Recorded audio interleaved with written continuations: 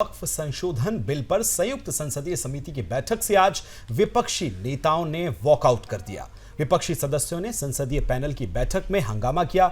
इस दौरान वक्फ संशोधन विधेयक पर अल्पसंख्यक मामलों के मंत्रालय के प्रतिनिधियों से प्रस्तुति दी जा रही थी। करीब 1 घंटे तक दूर रहने के बाद विपक्षी सदस्य फिर से बैठक में शामिल हुए। पक्षी सांसदों का आरोप है, जो पक्ष में बात रख रहे थे कि कमेटी की कार्यवाही तय नियम के हिसाब से नहीं हो रही है। कर्नाटक माइनॉरिटीज कमीशन के पूर्व चेयरमैन अनवर मणियाप्पी ने कहा है कि प्रेजेंटेशन हमने दिया, लेकिन यह बिल से जुड़ा ना होकर कर्नाटक सरकार और कांग्रेस प्रमुख मल्लिकार्जुन खड़गे को बदनाम करने के लिए था। अनवर ने अपने प्रेजेंटेशन में खड़गे पर वक्फ संपत्ति हड़पने का भी आरोप लगाया, जिसका विपक्षी सांसदों ने विरोध किया।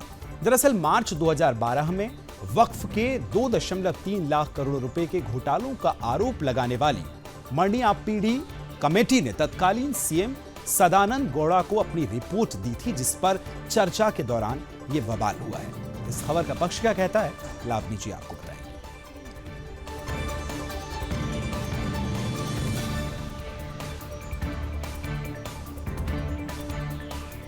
तो वक्फ बिल पर बनी जेपीसी यानी ज्वाइंट पार्लियामेंट्री कमेटी की सोमवार को हुई बैठक में कांग्रेस अध्यक्ष मल्लिकार्जुन खड़गे पर वक्फ संपत्ति कब्जाने का आरोप लगाया। इससे नाराज विपक्षी दलों के सांसदों ने बैठक का बहिष्कार कर दिया। साथ ही स्पीकर को चिट्ठी लिखकर कमेटी के चेयरपर्सन जगदंबिका पाल को हटाने की भी मांग उठाई गई। स्पीकर से मिलने का समय भी मांगा गया। विपक्षी सांसदों का आरोप है कि कमेटी की कार्यवाही तय नियम के हिसाब से नहीं हो पा रही है। कर्नाटक माइनॉरिटी कमीशन के पूर्व चेयरपर्सन अनवर मणिप्पाड़ी ने एक प्रेजेंटेशन दिया, लेकिन ये बिल से जुड़ा ना होकर कर्नाटक सरकार और कांग्रेस प्रमुख मल्लिकार्जुन खड़गे को बदनाम करने के लिए था।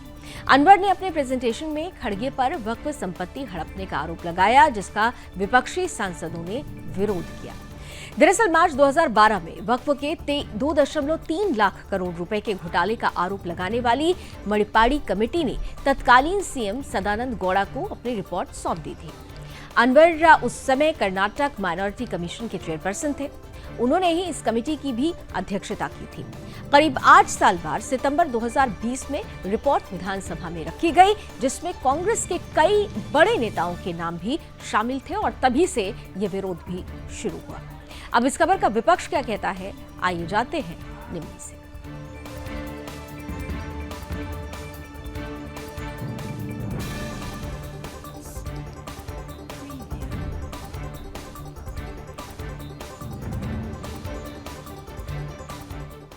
तो चलिए इस खबर का विपक्ष आपको बताते हैं। और बीजेपी नेता और कर्नाटक राज्य अल्पसंख्यक आयोग और अल्पसंख्यक विकास निगम के पूर्व अध्यक्ष अनवर मणिप्पाड़ी ने अपने रिपोर्ट में दावा करते हुए सरकार से कर्नाटक में मुस्लिम अल्पसंख्यक समुदाय की पीड़ा को कम करने का आग्रह किया था और कहा है कि उनके साथ बुरा व्यवहार किया जा रहा है। इसको लेकर तत्कालिक मुख्यमंत्री बसवराज बोम्मई को लिखे पत्र में श्री मणिप्पाड़ी ने कहा था कि ये देखकर बहुत दुख होता है कि हमारी सरकार एक ऐसी पार्टी द्वारा चलाई जा रही है जिसे अलग तरह की पार्टी माना जाता है। बीजेपी और हमारे प्रिय प्रधानमंत्री मोदी जी की सबका साथ सबका विकास की अवधारणा पर भरोसा और उम्मीद है, लेकिन यहाँ कर्नाटक में इसका पालन नहीं किया जा रहा है।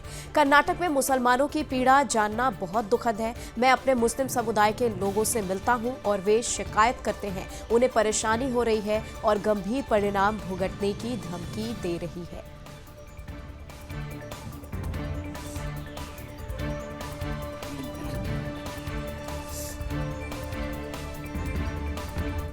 तो वक्फ को लेकर जिस तरह से जेपीसी की बैठक है और उसमें संशोधन को लेकर भी बातचीत चल रही है, लेकिन विपक्ष के अपने तथ्य हैं, अपने तर्क हैं। हालांकि इस बैठक में जब बातचीत हुई तो विपक्ष ने वहां से वॉकआउट भी किया और अपनी शर्तों के साथ 1 घंटे के बाद वापसी भी हुई है। लेकिन जिस उद्देश्य के साथ जेपीसी का गठन किया गया है, क्या उस उद्देश्य तक ये कमेटी पहुंचेगी, ये देखने वाली बात होगी। बड़ा सवाल है।